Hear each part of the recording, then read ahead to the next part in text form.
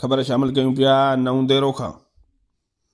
नवंदेरो शहर जे रूहानी शख्सियत शहीद गिरगिल शाह बादशाह जो सालियानो मेलो मल्हाइण लाइ मेला कमेटी जो इजलास दरगाह ते थी गुज़रियो। मुअज़्ज़िज़ीन जी शिरकत।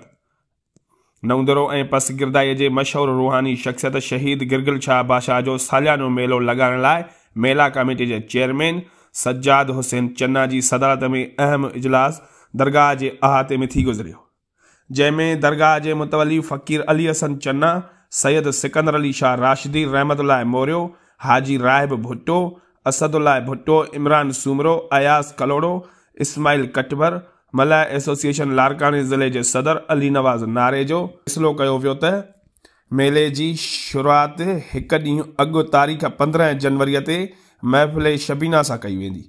मेलो बाक़ाइदा 16, 17, 18 जनवरी ते मल्हायो वेंदो ऐं 19 तारीख़ ते चौथो मेलो दरगाह जे फ़कीर मरहूम खमीसो ख़ान लगारीअ जी यादि में मल्हायो वेंदो, जॾहिं त मेले में मल्ल मुक़ाबला पिणु मुनक़िद कया वेंदा, जंहिंमें सिंध जा भलोड़ मल्ल पहलवान हिसो वठंदा।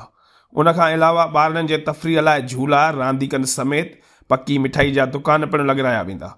राति जे पहर में सूफ़ियाने राग जी महफ़िल पिणु मुनक़िद थींदी ऐं आयल महिमाननि खे नंगर न्याज़ पिणु खारायो वेंदो, जंहिंजा पिणु इंतज़ाम कया वेंदा। उन मौक़े ते सहाफ़ियुनि सां ॻाल्हाईंदे सज्जाद हुसैन चन्ना चयो त शहीद गिरगिल शाह बादशाह जो सालियानो मेलो बाक़ाइदा 16 जनवरी 2022 ते मल्हायो वेंदो। रूहानी बुज़ुर्गनि जी मोहबत सां ज़िंदगी आसान बणिजी सघे थी। हिन दौर में अहिड़ा तफ़रीह प्रोग्राम रखी शहरनि खे इंटरटेनमेंट जा मौक़िया पिणु फराहम करे सघजनि था, जीअं लुत्फ़ अंदोज़ थी सघनि।